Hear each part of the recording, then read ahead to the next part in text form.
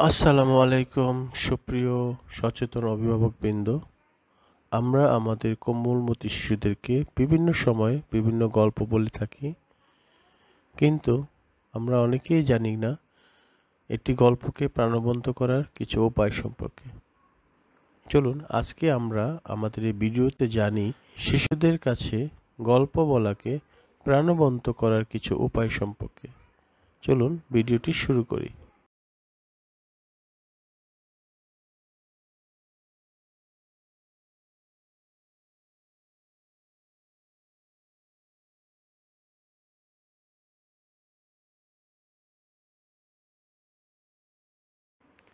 শিশুদের কাছে গল্প বলাকে প্রাণবন্ত করার কিছু উপায়। গল্পের বইটি আপনি আগেই ভালোভাবে পড়ে নিন। যদি দুজন বা তার বেশি শিশু থাকে, তাহলে গল্প পাঠের সময় সম্ভব হলে গোল হয়ে বসে গল্পের আসর তৈরি করুন।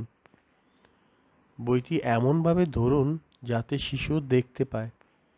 শিশুকে প্রথমে প্রচ্ছদের ছবিটি দেখান। গল্প লেখক ও যিনি ছবি এঁকেছেন তাদের নাম বলুন। শিশুকে ভাবতে বলুন গল্পের বিষয় কি হতে পারে। শুরুতে কিছু প্রশ্ন করে শিশুকে গল্পটির প্রতি আগ্রহী করে তুলতে পারেন। যেমন, ছবিতে কি দেখা যাচ্ছে, কে কি করছে, বইটির নাম কি হতে পারে। যদি শিশু বানান করে পড়তে না পারে, তাহলে এই ধরনের প্রশ্ন করা যেতে পারে। গল্প পড়ে শোনানোর সময় প্রতি পৃষ্ঠার ছবি দেখান এবং ছবি নিয়ে কথা বলুন। প্রতি পৃষ্ঠা পড়া হলে মুক্ত প্রশ্ন জিজ্ঞাসা করুন। এরপর কি হতে পারে, এখানে তুমি হলে কি করতে,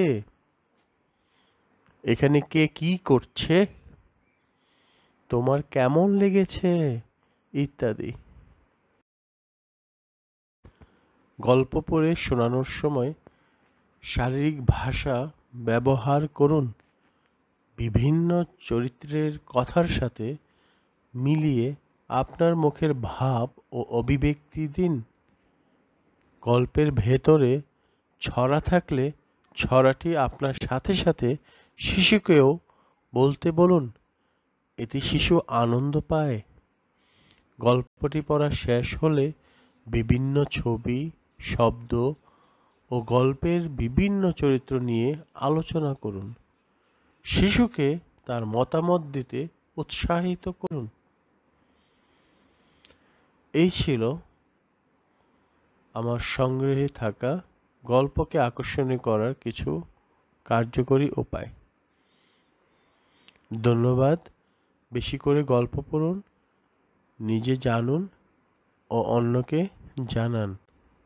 আসসালামু আলাইকুম।